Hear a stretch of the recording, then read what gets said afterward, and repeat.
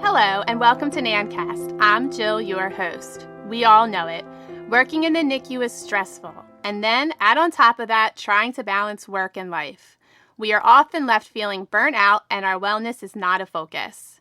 How can we choose wellness and add it into our lives? How can we build healthy habits to cultivate a culture of wellness? Some of you who attended the NANN conference in Vegas may remember Dr. Eileen O'Grady. She gave the very inspiring keynote address on resiliency and well-being for neonatal nurses. Dr. O'Grady is a nurse practitioner and wellness coach and founder of the School of Wellness, a group of practitioners dedicated to inspiring and providing practical tools to organizations and individuals to enable them to choose, practice, and promote well-being. I am excited to have Dr. O'Grady back today to give us the power to choose wellness and cultivate a culture of wellness in our own units. Let's get right into it. So I think it's safe to say that everyone is experiencing some form of burnout in their life. And your keynote address today spoke to that. And I feel that it was very inspiring, empowering, and impactful. So for anybody that wasn't able to attend the conference, I felt it was important to have you on NANNcast so you can talk to us and enlighten us about how we can bring wellness and resiliency into our lives. So what started you into this pathway of choosing wellness? Oh, thanks, Jill. What a great question. I mean, a lot of it was just, the family that I was raised in, there was really no grounding of wellness at all. Like, I don't remember anyone ever exercising, taking a walk. It was a lot of neglect there. And as a result, both my parents had a number of chronic preventable medical illnesses over the years. And I remember, just how limited they were. And what they're able to do and how they're able to live. It really profoundly impacted them. And I think it's like a lot of us, we just sort of slowly adapt to our limitations and until they can't be ignored anymore. So they both died at a relatively young age. And my mother was on 19 prescription meds. And I just remember wanting to have a different life, like a very different way of living, so that I live in a way, I try, is aspirational to not host a chronic preventable illness, so that it just moves on by and doesn't land on my body. And so that's how I think of it, is that we're not hosting these things, metabolic syndrome, blood pressure, the weight, all the things that really make us ill, and the 13 kinds of cancer that are related to lifestyle. So I just didn't want to live or die that way. And so that was very personal for me. Yeah, and I think you add that on to always putting yourself last and not focusing on self-care, and that's a huge part of wellness. And I think as nurses, we always fall as the last person, and self-care kind of, and our wellness takes a back seat. Yeah, for sure. I mean, I've been in nursing since I was 11. I was candy striping and doing EMT work, and it's just not socialized into our profession very well. Like, I don't remember in any of the graduate degrees I have or undergrad where there was a real focus on, okay, so you're doing all this hard work and you're being exposed to a lot of human suffering and pain. So what are you going to do to prevent you from going on fumes? What are you going to do to survive in this? And there's really no mention. And even, throughout some of the programs I went through, there weren't any role models, there were no projects, there was no focus, there was really no mention. And I listened to people all over the country working in health systems, and there's just very little focus on this issue. And it's an odd thing because we're in health care, we're talking about it all day long, we have credentials in it, and yet we're not often practicing it ourselves. It's just an odd dichotomy that you don't go and see an accountant who's gone bankrupt 15 times, or a divorce lawyer that's on his sixth divorce that's very contentious. Like, you usually go to people that are experts and often practicing it themselves. And I remember being struck when I heard about some of these Silicon Valley CEOs, and they didn't want to see any healthcare provider that bench pressed less than they did. That this idea that they wanted their healthcare provider to be healthier than they were. And Makes sense. Yeah, it sort of does. And yet when we look at the health of the health workforce, it's we have higher suicide rates. There was a recent study that came out of Mayo. I think it was 165,000 people they surveyed, and it is a workforce in distress. I mean, on every single measure, and nobody's doing worse than the pharmacists, by the way. So throw some love to your pharmacists. And it's really, really serious and alarming and concerning about the mental health status, and as a result, physical health status of the health workforce. Oh yeah, and I think this pandemic that we're experiencing just blew that open and made it so much more visible. So if there's any, I don't want to say silver lining, but I think it's starting to bring mental wellness and mental health into the forefront. And hospitals are starting to try to make that a focus and offering, if they can, some support for the healthcare team as far as different health and wellness benefits, and try to incorporate that into like the benefit package. So, you have money towards a gym membership and things like that to help improve. Yeah, and some of the things, I'm kind of collecting an idea bank of what people are doing, because if you've seen one chief well-being officer, you've seen one. I mean, it's a new role, and it's certainly one that nurses could and should be taking on. But, just having a massage chair or, a relaxation room doesn't really fix the work. So what makes the work so difficult? And so oftentimes it's resources. They're under-resourced. But it's also asking the nurses and the people working in these systems, what do you need? And supporting them that way, like fixing the work. And why do we have really highly skilled NICU nurses doing all these low-skilled things, like running to the pharmacy and all these other things? Where's the support so that you're operating at the top of your license? Yeah, you're right. I mean, that's the extra stuff that just adds on to your burden and your burnout, because you're doing all these extraneous things that if somebody could take that away, maybe things would be a little bit less stressful in your already stressful environment. Right.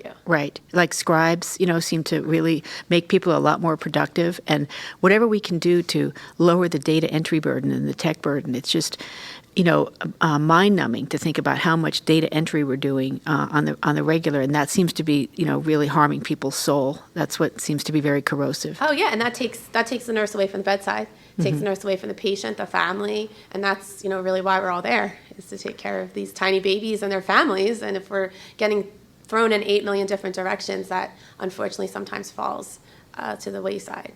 Yeah, I like to think about a reimagination, because I work with people, and these systems, some of them are really very broken. They're just not working, and they're really hard to work in.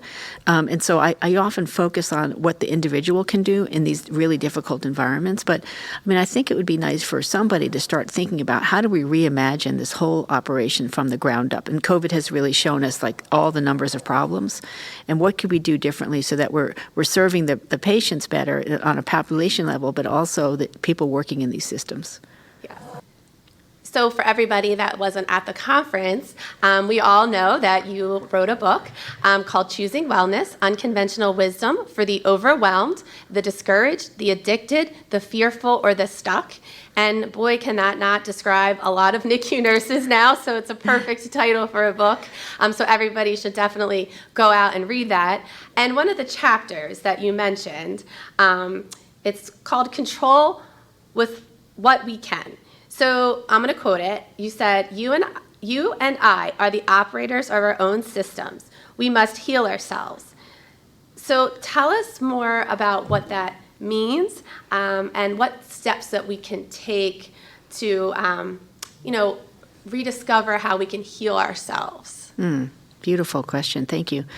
Well, I think it just has to do with this idea that I love, is that we're the CEO of our own lives, of our whole lives, and that we get to decide the kind of life that we want to have. And so many times we just leave it on the table for other people to dictate even what kind of day we're going to have, or how much we're going to work and how much we're going to give to work.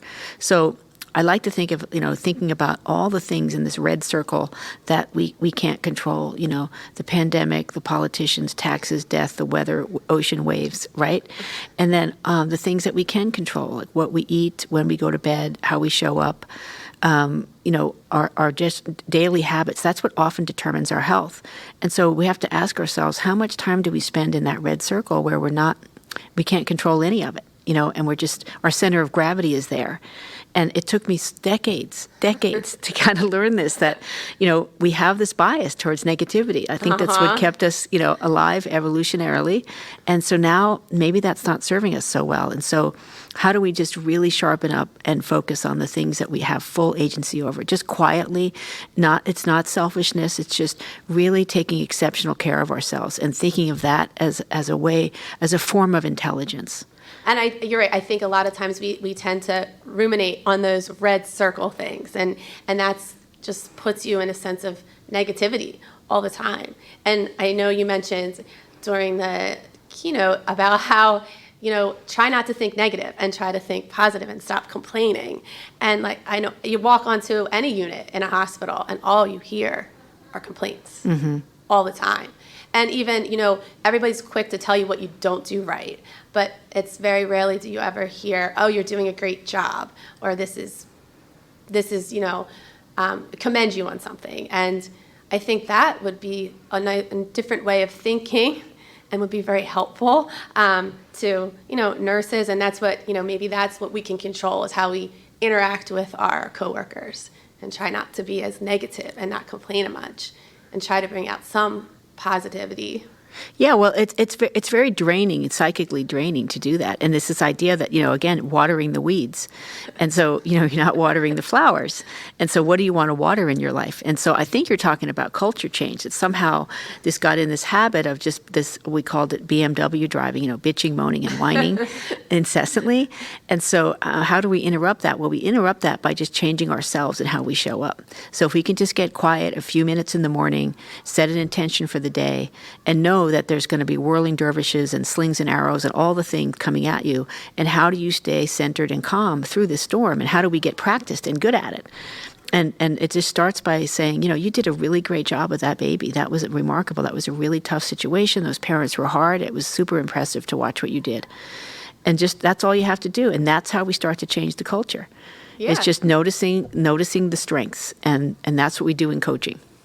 And, you also talked about in the book being stuck in old patterns. And I think that's happening, how can we overcome these old patterns that are self-limiting and lead you into false beliefs or just this negative attitude? Yeah, I mean, it starts with awareness. Like, I'm working really hard personally right now on becoming a non-judgmental person, which is really hard because it really helped me get through my childhood and survive the family I was raised in. And so now I absolutely want to stop doing that. It's like a portal for me. So it's not that I've achieved it yet, but I'm really aware when I use words like, he's incompetent, she's a jerk, or whatever that is, instead of saying, oh, they haven't quite learned that well enough yet, So to sort of soften this language. So I think that all of us could have a growth edge, something that we're actively working on. Like right now, it's very intentional and it's aspirational, and it's going to take me a long time, but I'm starting the process by being really aware, is when I'm using that kind of binary language that's very value-laden versus just making an observation. And I love some of these challenges, like we could challenge ourselves to not complain until noon. I don't think everybody can do that, but... It's aspirational, because that's when you start to become aware, like, what are you noticing, right? Because we're the human beings that can notice, well, I have a job, I didn't lose my life in COVID, I'm really skilled at what I do. There's so many things to look for, right? And it's not false optimism. So we don't want to fall into that trap, like with that stupid smiley face that you just want to smack off somebody. It's not positive thinking, really. It's deeper than that. It's positive emotions where they're in your body, where you feel connected to other people, like laughter does, or like another great way to change the culture and have more fun is to, prank 3 people a day and, just bring more levity to this really hard, difficult job, And so we change the way we feel, not really by how we think. It often starts with the thought, but it goes deeper than that. Or if you, go get a degree or get a credential in something or do a big project you've been wanting to do, that satisfaction we get in our body, it's not in our head. Yeah, and I love intentional and aspirational, and, set small goals for yourself, because that's, we beat ourselves up if we try to say, oh, I'm going to go through the whole day without complaining. But yeah, maybe if it's till 12 o'clock, that's good. That's good for me that one day that I've done that. So, small and to, like you said, to make it part of your well-being and not just a thought process. Because I think we tend to get really stuck in our thoughts. Yeah, and then you just start to become aware, and it's like, well, how is that serving me to notice that this person on this other unit is doing something that's bothering me? Like, how is that affecting me? How is it serving me? How is it fixing anything? Because we're spending all this energy sort of looping, going around and around, and and we're not doing more generative, productive things with our thoughts. Yeah, definitely. The looping. I mean, everybody's probably done it.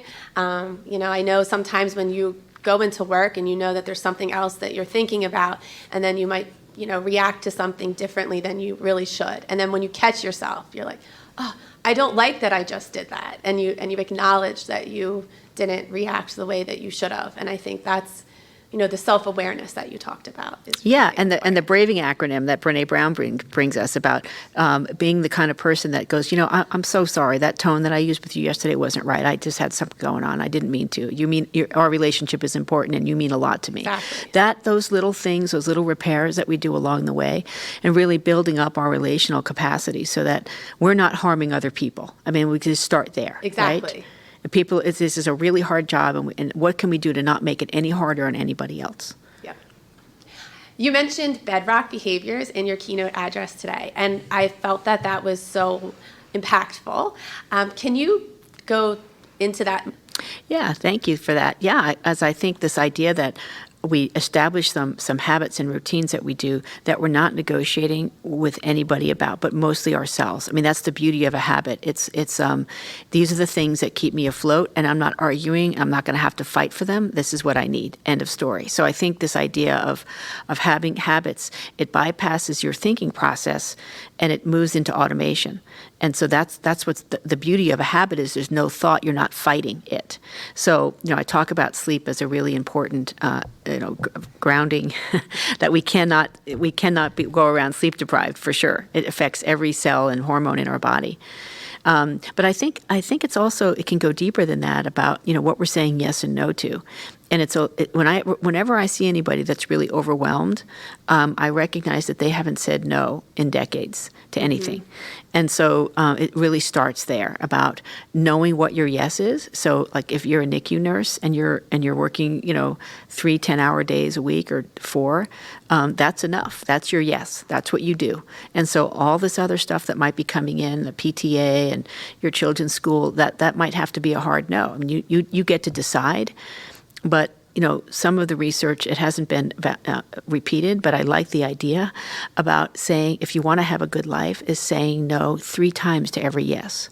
Oh, I like that. I should adopt that. Yeah. Most nurses, because we have that archetype where we have the skills and we can do it. And I've just noticed that everybody kind of wants a piece of us because we're very practical and we can problem solve and use duct tape, whatever we have to do to get the job done. And so people want us around and want us involved. And so we have to be very careful about how we use our light. And we just can't say yes to everything, because if you're doing anything and you feel resentful and you're slamming doors, and as it's getting closer, you're asking yourself, and everyone listening has done this, why did I say yes to this? And if that's happening on the regular, you have to be, it's kind of lazy to say yes, actually, because you're not thinking about your future self and what you're saying no to in that moment. Maybe your child, who you're stressed out for 2 weeks doing this thing that you didn't want to be doing in the first place, right? So getting really practiced at the no is a lot easier when you have your yes. And so I had some policies when my kids were school ages, is I just did not do anything on weeknights. It just was a disaster. It did not work. And so it was right out of the gate. And people call me for money for different kinds of charities. And I just say, we make that decision as a family every year. And so it's a no. We make it sitting down every December as a group. And so everything else is a no. And I just eliminate all that decision fatigue and pressure because I have policies. And that can really, really help us to say no, serve up the no regularly. Yeah. And I like the decision fatigue mixed in with your saying no, because I think we want to make everybody happy, and it's easier to say yes than no, right? In the moment it is. In the moment, yes. Yeah. Yes. And because you don't want to let anybody down. But you're right, and I love that, to just have policies and with yourself that I can't add that on my plate. I'm almost empty and I have nothing left to give. But even not even getting to that point, like even if it's overtime, it's like, oh, Wednesday I have a spin class I go to. I do yoga that night. It's a no. So it doesn't have to be I'm on the raggedy edge and on fumes. It can just be this is how I live my life, is that I don't get to even that point. Yeah, you're right. You shouldn't get to the point where you're on the raggedy edge and you have to say no because you can't, but that's, unfortunately, I think that's where some people are. So we need to learn from you so we don't get to that point where we are on that edge. And, one more thing we add is just going to tip us. Yeah, and I think we, this human condition, I don't know if it's some kind of, malware somewhere in us, but the idea that we have to be in so much pain to change. I mean, at least for me, it's just been agony. If something is absolutely not working, the red flag has been waved long ago and my claws are on it and I'm still trying to hang on. So what can we do to release a little earlier? And that's I think what happens as we get older and wiser is we let go a lot. And you talk to, any woman over a certain age and they sort of understand this concept and they care less about what other people think. We're not trying to be selfish or take away or trample on anybody. It's just that our needs, we recognize in order to be a full functioning human being, we have to nourish ourselves because we can't outsource it to anybody. And I like to think of us living a resentment-free life. So that resentment is actually in the category of envy, because I just have this picture of this client I had, and she said she was vacuuming the carpet, working full time, and her 2 teenage sons were sitting on the couch playing video games, and they wouldn't lift their feet for her to vacuum. They had been home all day, and she just worked, And I realized, this is like a resentment waiting to happen, is that you have these able-bodied adults not helping out, and that has to be fixed. Because when we feel resentful, that's often when we start turning to numbing agents. We start reaching for substances to blot this terrible feeling out. So to me, noticing when the resentment sets in and turning it around, and usually there's some boundary I have to set. So when I start to feel resentful, it's usually something I'm overdoing in a relationship. I'm doing too much. I'm over-delivering. Something is going on with me that I need to change. It's my problem to solve. Yeah, not theirs. Yeah. It's yours. Yeah. Yeah. Now, how do I form these habits to improve my wellness? Yeah. Well, first of all, it starts with a real desire. You can't really do it unless it's something that you really want to go after. And then I just think it starts with making a decision that, I'm going to lose 40 pounds. I'm going to quit smoking. I'm going to learn to be less reactive at work. And I want to show up and be a kind person. Whatever the thing is, we make a decision first. I've made this decision about judging and not judging. So I'm far away from being there, but I've started the process because I'm super aware of when I'm doing it now. That's huge, right? So making that decision. And then we know all of these things, being really specific about it, that I notice when I'm not using judging language, I feel more open-hearted and approachable. And so it starts with that. And then, what's the low-hanging fruit? And what's the easiest, simplest thing you could do and that you could live with?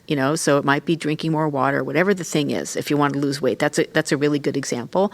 So I usually ask people, so tell me why you're overweight. And, it seems like, a silly question. Well, I eat too much. Well, no, there's usually 1 or 2 things that you're doing on the regular that's causing that. It's not everything. There's, nighttime eating, emotional eating. There's something going on, but it's 1 or 2 things. It's not the whole thing. So finding out, where are the pain points? What is the problem? What's causing this? And then going after that. Okay, so I'm going to work on start coming up with a plan to eliminate nighttime eating, for example, mindless eating. So we start with these noticing what the problem is, and then we have to practice over and over again. And I think about a toddler learning how to walk. We don't just say, oh, you fell down, you're a loser, you'll never walk again, right? It's always very encouraging. Okay, get up, keep trying. And that's how we want to talk to ourselves. So the self-talk, making sure it's kind and compassionate. And then we talk about habit stacking. So if you're already doing something, if you want to start meditation and you layer it on top of just laying in bed in the morning before you fling the covers off, just getting quiet and just say, I'm going to get quiet and set an intention for the day and listen to my body, just check in so that you stack it on something you're already doing. And then 30-day challenges. So if you want to give up sugar, just 30 days and see how that goes. giving up junk food, carry out, fast food, whatever it is. So that the science is all over the place on how long it takes to establish a habit. It's not repeatable. It's anywhere from 2 days to 365 plus. So the idea is that we start to try and we fail and we try and we try and we try again. So the main thing is when we look at like people that have lost a lot of weight, for example, over like 100 pounds, and they've kept it off for 5 years, there's some practices that they do, and that is when they go off, they get right back on. So it's not like, oh, I ruined it, I can't do it, I'll try next month. It's the next meal, the next thing, the next cigarette, you're right back on. So that we sort of expect failure, and that self-compassion to change over time is essential. And accountability partners really help, right? And sometimes I have people write out, like a year from now, writing your best future self. I mean, that's actually one of the first things we would do is a year from now, everything went amazingly well, you achieve your goal, write down everything that's happening, your best life and what you're doing really specifically. And that's really helpful to get that vision for yourself. And that helps you set up a plan to form the habits, and you figure out the ones that, like you said, the low-lying fruits and the ones that you can obtain, and then work your way up. Yeah, so I wrote my obit because that's really long planning. Where I'm 100 and I die in my sleep, which is how I want to go at home. My kids are in their 60s. I made up quotes for them in the obituary. I made everything up. It's all fantasy writing. But what it does is it's starting to come true around the edges, and it helps me say no to so many things that come in that are not aligned with that. So I think more that's the real thing, is that this is what I want. It's this. And so going after, like, creating your own North Star and having some direction that you're going in, so that all the stuff that's not aligned, we say no to. Oh, and that's going to help all of us learn how to say no. No. Regularly, Yeah. Yeah. And a good practice would be to just, say no 3 times this week to people, and just start practicing, like just getting better at it, like any skill, just get better at it, and say it really kindly with a nice tone.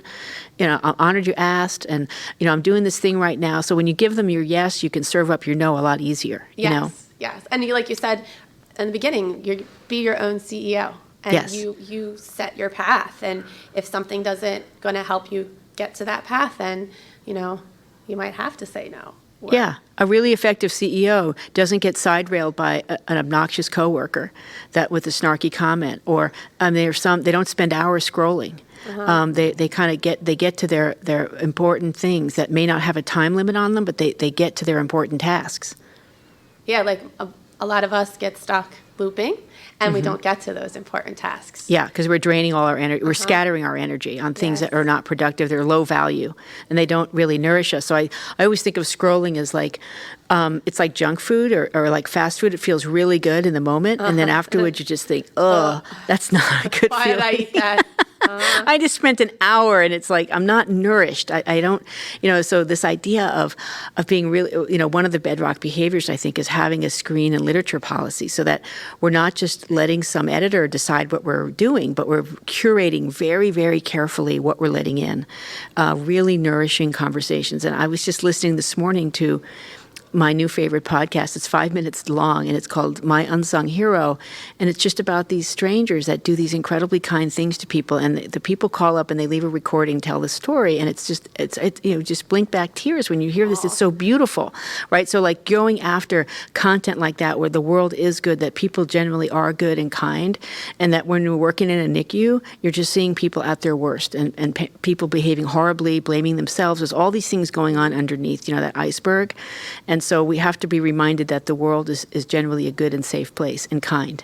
Yeah, that's a really good idea, to listen to something that puts you in a good mindset for your day. And it's not like you're turning on the news and seeing all the horrible things that are happening in this world. Or even just going on social media and comparing your lives with all of your other friends or influencers' lives, because that's just not putting you in that mindset to not following your path. Yeah. Someone else's path. Yeah, exactly. Somebody else's like highly polished, photoshopped path. Yep. Yeah. So we mentioned a few times about how stressful the NICU is and the healthcare environment in general. And then we talk about how, there's a lot of people that are complaining and people that are very stressed and burned out, and that causes people to act different and maybe not so kind. How do we move through all of this with grace and calmness? That's such a beautiful question. I think there's been a definite uptick in incivility everywhere you go, not just in healthcare, and certainly in healthcare, hearing terrible stories of nurses getting slapped and treated, the disrespect for expertise. It's really been difficult. So, I believe that our job is to bring calm and kindness to our work in addition to all the technical skill. And so I think we have to learn how to have the whirling dervishes and the swirling and people that are causing disruption, pot stirrers all around us, and just not be reactive to it. Like, it's no different than a family system in many ways. When you know your uncle is coming and is going to be obnoxious, you can prepare yourself and say, that's just the way he is. I'm not going to react to him. And so the same skill applies here, is that, we just can't be reacting to every kind of rude comment or not helpful behavior. What we have domain over is how we show up. And it's a really good idea to, say, to start a shift and say, hey, if you need any help, let me know. I'm here. Please let me know I'm available, even if you're not. It's just the offer. Oh, yeah. Is really, really helpful that we're in this together to be calm. And so the way to do that is to begin. We're learning a lot about meditation practice, because what we're doing is we're learning to quiet our minds, that monkey mind, and how do we get quiet and get still and practice so that when the slings and arrows come, we have some skill on board and we're not just going off and reacting and meeting that person where they are. So I really like this Institute for Peace Literacy, where they're really trying to teach how do we teach peace and de-escalate rather than matching somebody where they are. Somebody is having something going on in their life. We can't see it. We don't know what it is. But how do we practice kindness and stay calm in a really uncalm environment? It takes practice. We have to learn how, and that's another great growth edge for all of us, and for me for sure, learning how to just stay calm and not get wrapped around the axle and not turning that over to anybody else. Like, I don't want my mood to be affected by other people's actions. And so it's a bit of a superpower to be able to stay calm. You're at a register and you see this altercation go from 0 to 100 in 2 seconds, and you realize these people are on the raggedy edge. They're on a tripwire, right? And I don't want to live that way. I want to live in a way where I can bring peace and calm to any situation. So I think it takes practice like anything else. Like, I'm going to learn to quiet my mind and have people say rude things, insulting things, and not react to it. It doesn't mean that it doesn't hurt you, but we don't have to react to it. So this is why the whole point of the book is you get to choose. You get to choose wellness. You get to choose what you react to. And you can't have 45 things that you're going to die on your sword over. You can have 3 or 4. It can't be everything in this world. You have to just be really selective. And that when you're fed and watered and rested and you show up, like, lots of great things can happen from that. But when we show up on fumes, it's a losing game. Oh, yeah. And you're not going to be able to hold back your reactions to those people that are making nasty comments to you, because you're on edge. So, of course, you're going to respond to that toxic environment. So you're right. You need to choose that path for you and stay on it. And it does take work, like you said. I mean, we all need to, but I think we need to be aware of it and self-aware and be able to set those habits, like you mentioned earlier, in the bedrock foundation in motion. Yeah, and I think too, like this culture of wellness, I really mostly talk about the individual, but I speak to nurse practitioners all over this country, and there's some real harm going on in some of these institutions where people are feeling exploited and not cared for, and we can actually start, first of all, getting more nurses in the C-suite, for sure, right? That has to happen. But we can just start wherever we are to start a culture of wellness by, expressing gratitude. I really love the way you handled that situation yesterday. I loved how you spoke up for us to our boss or whatever it was, and just notice the stuff that's brave and kind, and just start focusing on that. Because like I said, we're the only species on the planet that can direct our attention to anything that we want. We don't know if there's any other species that can do that. And so when we use it powerfully, it can be quite effective, even just changing our own team from within. Yeah. where we create team norms. What do we want to do about this incivil behavior we're having with parents of these babies? How do we want to handle it as a team? Let's come up with some ideas. And all be on the same page. Yes. And support each other, like create a culture of wellness so you don't feel like you're just alone in this, very hard job. And I feel like sometimes as nurses, especially if they don't feel that the leadership is behind them, it's really hard to create that change and build that wellness on your unit, because sometimes, they may side with the parents, and, we're always hearing what we're doing wrong as a nurse. We don't get any positive reinforcement or any positivity or any thoughts of our wellness. Throw us a pizza to say thank you, but I would enjoy an email. Hey, that was a great job the team did. Such short staff. Yeah. The other night. Right. And maybe it just starts with demonstrating it ourselves. Like if you have a good boss, you say, because when we do workshops, we do the best boss exercise. Who was the best boss you ever had, and what did they do? And they definitely noticed the good stuff, right? They really appreciated you, and it's verbal, right? So we can just start doing that ourselves, even going up to our boss and just say, I really like how you stuck your neck out for us. I appreciate it. So it goes both ways. Yep. So we can just start with ourselves. There's no victim here. So are there any key takeaway messages or parting words that you want NICU nurses or APRNs or anyone that's listening to take home with them? Yeah, thank you. I think we all have choices in this, that it's not just the cards that were handed. I mean, the cards that were handed were those little babies that you take care of that are happy and they don't overeat and they don't numb out.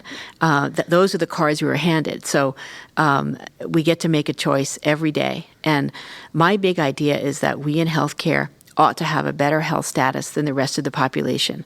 And what would that look like if we did? If we were actually practicing the things that we know to do? And, I always just like to end with, where there's no gardener, there's no garden. That this having a flourishing and a beautiful life doesn't often spring spontaneously. It can be cultivated, and we can build it by eliminating some of these toxic forces, not being reactive. And if you are in a toxic work environment, it's really affecting your health, you can leave. There are other places to work. Let your feet do the talking here. If you're getting physically ill from the job or from your boss, it might be a good time to leave. That's all. So you have a choice. Like, none of us are stuck. None of us are being held at knife point to do any of these practices. And that, we can form habits. We can solve any problem by having a system. That any problem that you have, we can create a system around it so that you can work your way out of that. And I'm convinced of that because I did it myself. So we know it works, everybody. Yeah. So thank you so much for joining us today. And I hope everybody feels as empowered and, impacted by this podcast, and they go read the book and bring on these changes. Thank you so much, Jill. So fun to be here. Thank you. If you want to continue working on your wellness, make sure you pick up Eileen O'Grady's book, Choosing Wellness, Unconventional Wisdom for the Overwhelmed, the Discouraged, the Addicted, the Fearful, or the Stuck. Make sure you never miss an episode of NANN by subscribing now. This podcast is made possible by listeners like you. Thanks for your support and letting us into your ears. Have a great day.